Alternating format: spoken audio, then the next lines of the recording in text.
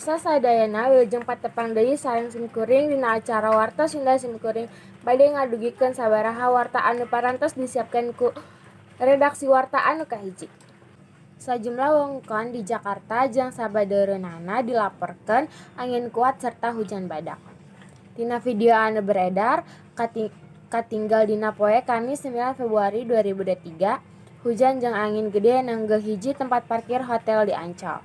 Tatangkalan katebong oyak-oyak ka bawah angin salira kira-kira 10 menit. Sababaraha mobil sejeun katembang ngaliwat di sabeudeureuan eta lokasi. BMKG netelekeun yen salah sahiji faktor lumangsungna angin kencang ieu nyaeta siklon tropis Freddy.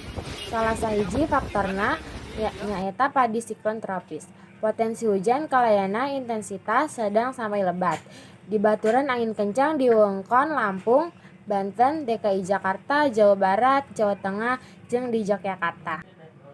Rupina sakitu warta anu parantos didugikeun ku simkuring kapayan pamirsa sadayana. Mugi ieu warta janten manfaat kanggo pamirsa sadayana wilujeng tepang deui dina waktos anu kanggo. Hatur nuhun. Assalamualaikum warahmatullahi wabarakatuh.